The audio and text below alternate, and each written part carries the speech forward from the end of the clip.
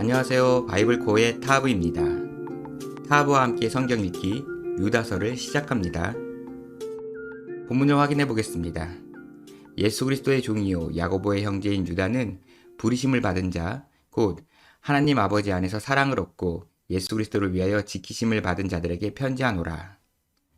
이 편지를 쓴 사람은 유다입니다. 그런데 유다는 스스로를 예수 그리스도의 종 그리고 야고보의 형제라고 소개하였습니다.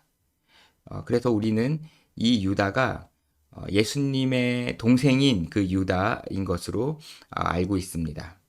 그가 누구에게 편지를 썼냐면 부르심을 받은 자, 곧 하나님 아버지 안에서 사랑을 얻고 예수 그리스도를 위하여 지키심을 받은 자들에게 편지하였다라고 이야기합니다.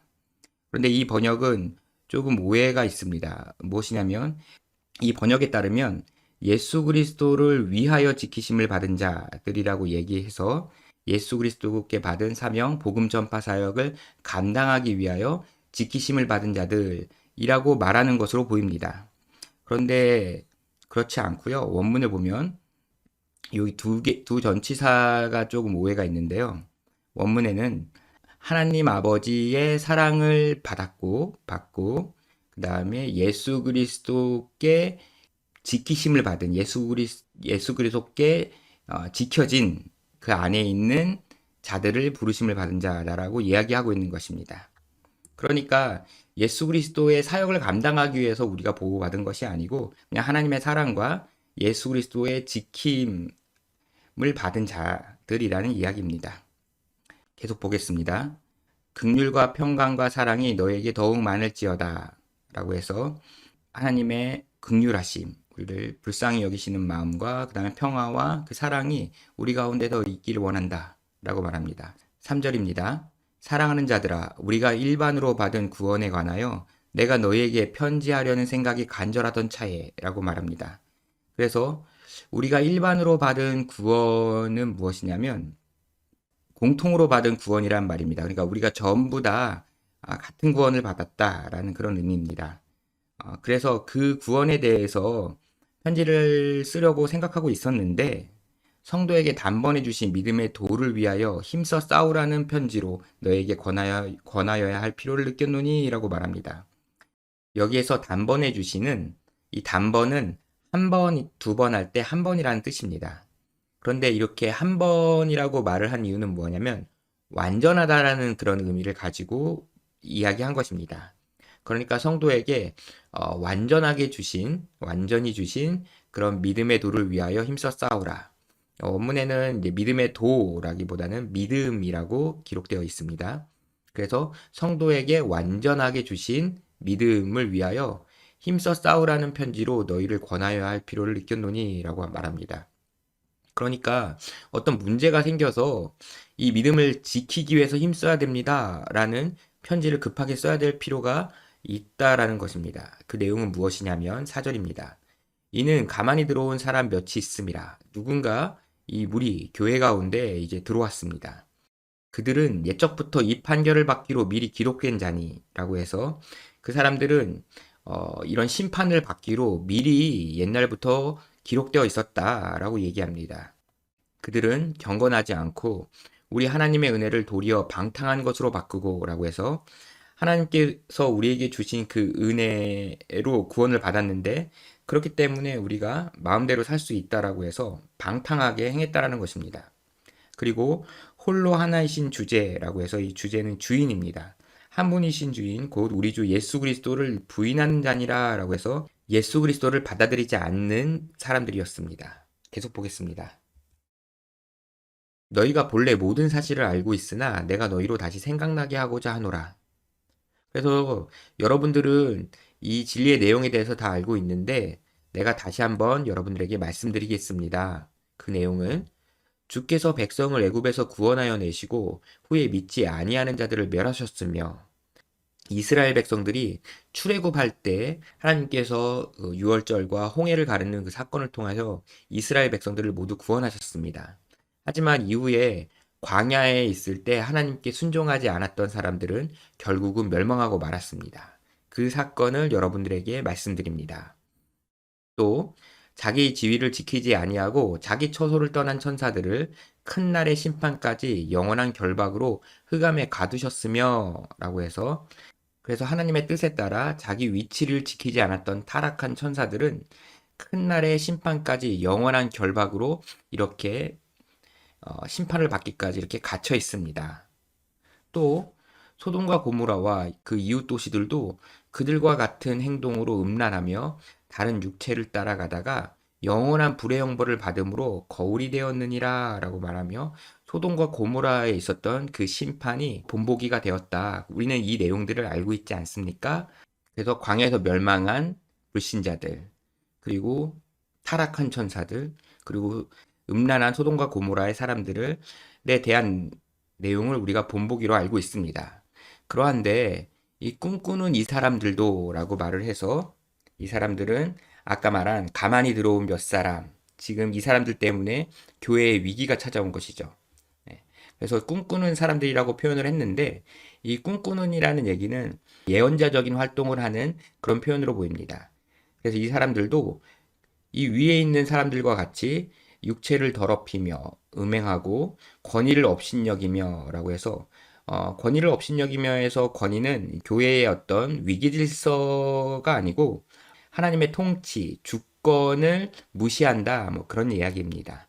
그리고 영광을 비방하는도다. 하나님의 어떤 위엄, 영광, 명성을 비방한다 라고 이야기합니다. 9절입니다.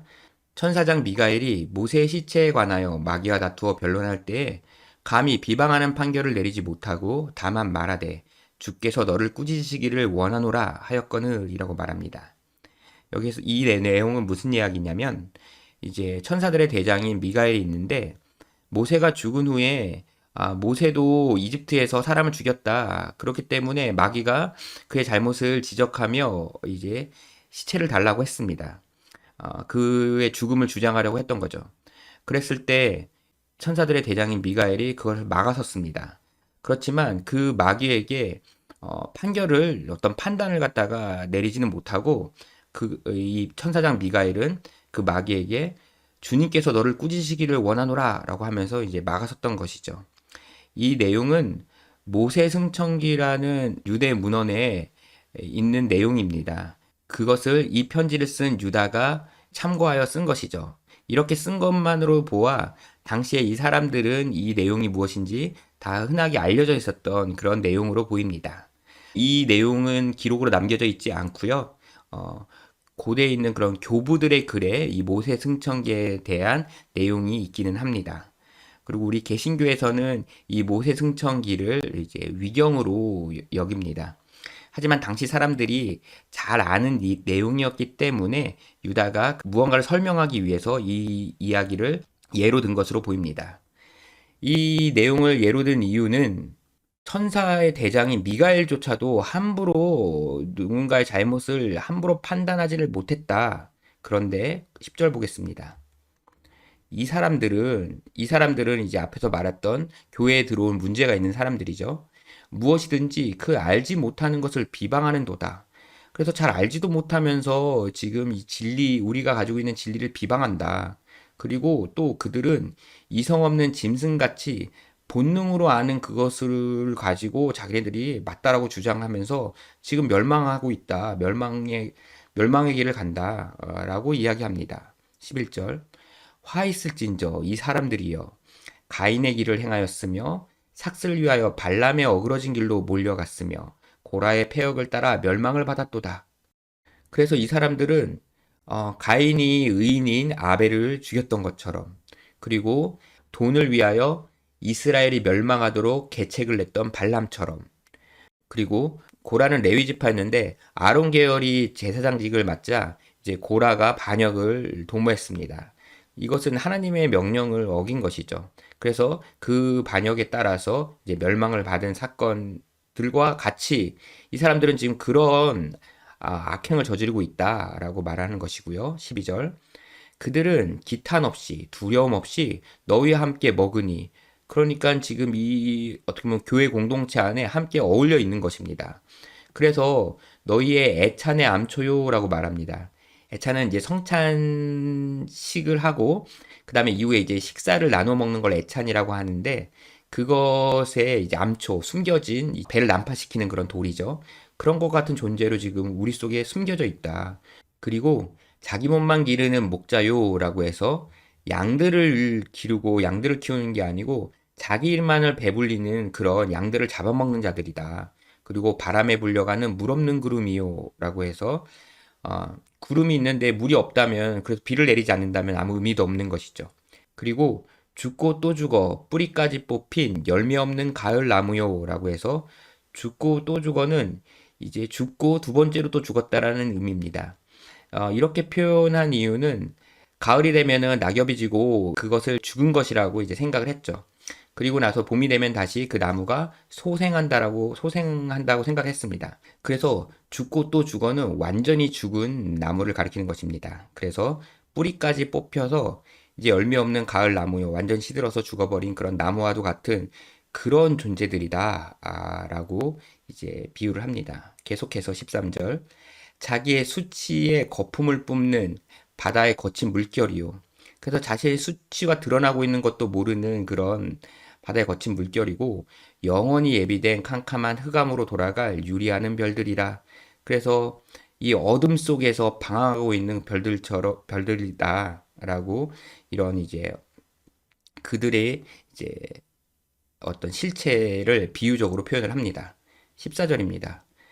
아담의 칠대손 에녹이 이 사람들에 대하여도 예언하여 이르되 보라 주께서 그 수만의 거룩한 자와 함께 임하셨나니라고 말합니다.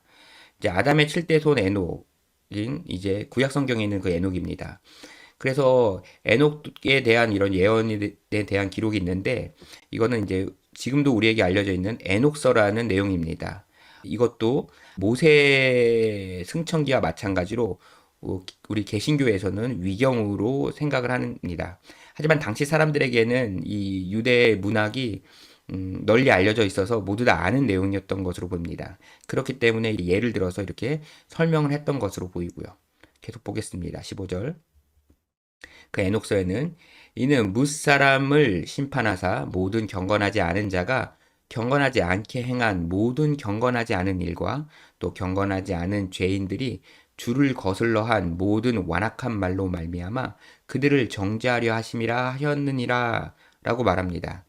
그래서 이 내용은 무슨 얘기냐면 말이 좀 길어서 복잡한데 그들은 경건하지 않은 일을 했고 그 다음에 주님을 거슬려서 한 모든 그런 악한 말들을 하나님께서 심판하시고 그들을 유죄라고 판결하시기 위해서 거룩한 무리들과 함께 오시는 그 심판의 때가 있을 것이라는 이제 에녹의 예언이 있었다라는 이야기입니다. 이런 것처럼 그들은 심판받아 유죄 판결을 받게 될 거야 라고 말하는 것이죠. 16절. 이 사람들은 원망하는 자며 불만을 토하는 자며 그 정욕대로 행하는 자라. 그 입으로 자랑하는 말을 하며 이익을 위하여 아첨하느니라 라고 말합니다. 그래서 이 사람들, 이 교회에 들어온 이 예수님을 부인하는 그런 받아들이지 않는 그런 사람들은 원망하고 불만을 말하고 그 다음에 자신의 욕정대로 행하는 그런 사람입니다. 그리고 그 입으로 자랑하는 말을 하며 이익을 위하여 아첨하느니라에는 이제 자기 어떻게 보면 교만하여 자기 자랑을 하고 자기를 높이고 그 다음에 이제 어떤 유익을 위하여 이제 간사하게 어떤 말을 하는 그런 사람이라라고 이제 번역이 되었는데 이 밑줄 그은 부분도 조금 원문과는 의미가 다르게 번역되었다라고 저는 생각을 합니다. 그 원문에 가진 의미는 무엇이냐면 이렇게 나눠져 있는 것이 아니고 그들은 이익을 위해 부풀려지고 그런 기이한 말들을 한다라고 말을 하는 것입니다. 그래서 이제 이익이 있는 일이라면 그것이 있다면 그런 말들을 갖다 아주 희한한 말들을 하고 아주 부풀려진 과장된 말들을 한다. 그런 일들을 이제 하였다는 것이죠. 계속 보겠습니다. 사랑하는 자들아, 너희는 우리 주 예수 그리스도의 사도들이 미리 한 말을 기억하라. 그래서 예수님의 사도들이 한 말을 이제 다시 한번 이제 각인시킵니다. 그들이 너희에게 말하기를 마지막 때에 자기의 경건하지 않은 정욕대로 행하며 조롱하는 자들이 있으리라 하였나니 사도들이 말하기를 마지막 때에는 좀 경건하지 않고 자신의 욕정대로 행하면서 진리를 비웃는 자들이 있을 것이다 라고 경고하지 않았냐. 바로 이런 사람들이 그런 일을 하고 있는 거다라고 말하는 것이죠. 19절. 이 사람들은 분열을 일으키며 교회 내에서 이제 어떤 분쟁을 일으키고 육에 속한 자며 영이 없는 자라고 이야기합니다. 계속해서 20절입니다. 사랑하는 자들아 너희는 너희의 지극히 거룩한 믿음 위에 자신을 세우며 성령으로 기도하며 라고 해서 그래서 여러분 그런 사람들로부터 우리는 거룩한 믿음 위에 스스로를 세우시길 바랍니다. 그래서 우리는 성령 거룩한 영으로 기도해야 됩니다. 21절 하나님의 사랑 안에서 자신을 지키며 영생에 이르도록 우리 주 예수 그리스도의 긍휼을 기다리라 라고 이야기를 합니다. 긍휼을 기다리라. 예수님의 재림을 기다리라는 이야기인가? 아니면은 예수님께서 우리를 도와주시는 어떤 그것을 이 앞으로 주어진다는 이야기인가? 뭐 이렇게 해석할 수 있는데 이것도 좀 오해를 낳을 수 있는 번역이라고 생각을 합니다. 이제 원문의 의미를 살려서 제가 설명을 드려보면 이런 이야기입니다. 이 문장에서 동사는 하나인데요. 기다리라가 아니고 이 지키라입니다. 그래서 주어가 어떻게 되냐면 하나님의 사랑 안에서 자신이 되는 것이고요. 있는 자신을 지켜라. 어떻게? 우리 주 예수 그리스도의 긍휼함을 받아 보살피심, 불쌍히 여김을 받아서 영생에 이르도록 하나님 사랑 안에서 자신을 지켜라 라는 의미입니다. 그래서 이후에 무슨 예수님이 긍휼하시는 어떤 상황이 다시 펼쳐진다, 뭐 이것이 재림이다 라는 그런 의미가 아닙니다. 계속 보겠습니다. 22절 어떤 의심하는 자들을 긍휼히 여기라 라고 해서 그런데 우리의 진리를 우리의 신앙을 그래도 헷갈려하고 의심하는 사람들이 있다면 그 사람들을 불쌍하게 여겨라. 23절 또 어떤 자들을 불에서 끌어내어 구원하라 라고 해서 어떤 또 사람들은 멸망으로 치달아가고 있는 그런데 그들을 갖다가 구원하도록 해라 라고도 요청하고 또 어떤 자들을 그 육체로 더럽힌 옷까지도 미워하되 두려움으로 긍휼히 여기라 라고 해서 그들이 이제 타락하고 음행하고 한 그런 것들이 있다면 그것을 우리는 미워해야 되지만 또 한편으로는 두려움으로 그들을 불쌍히 여겨라 라고 해서 이 교회 안에 이 사람들로 인해서 이제 영향을 받는 그런 사람들이 있다면 그들을 내치지는 말고 그런 사람들을 구원하도록 좀 힘써라. 이제 이런 이야기입니다. 24절입니다. 능히 너희를 보호하사 거침이 없게 하시고 너희로 그 영광 앞에 흠이 없이 기쁨으로 서게 하실 이. 그래서 우리를 보호하시고 그 다음에 그 영광 앞에 흠이 없이 기쁨으로 서게 하실 이는 곧 우리 구주 홀로 하나이신 하나님 예수 그리스도를 우리에게 보내주신 그 하나님께 영광과 위엄과 권력과 권세가 영원전부터 이제와 영원토록 있을지어다 아멘 하면서 이 편지를 마칩니다. 이 유다서의 주제는 분명한데요. 그것은 무엇이냐면 이제 마지막 때가 왔을 때 경건하지 않은 자들이 지금 교회에 들어와 있다. 그래서 그들이 정욕대로 행하고 진리를 조롱하는 그런 무리들이 이 교회 가운데는 있다는 것입니다. 그래서 유다서를 일반적으로 이렇게 이단에 대한 경고의 메시지로 보는 경향이 좀 많이 있습니다.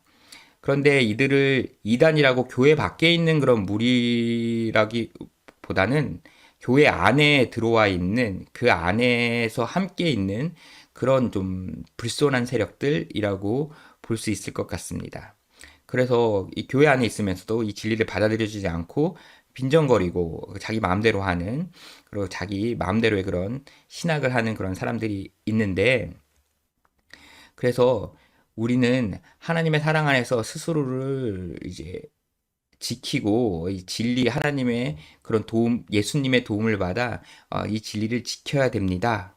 라고 이야기를 하는 것이죠. 그리고 교회 가운데서 그들 때문에 이렇게 의심하는 자, 그 다음에 멸망에 치달아가고 있는 자들, 그리고 타락한 그런 사람들이 있다면 그들을 이제 경계하기는 하지만 그들을 불쌍히 여겨라 라고 해서 구원할 수 있으면 구원해라 라고까지 이야기를 하는 것입니다. 이것이 바로 유다서입니다.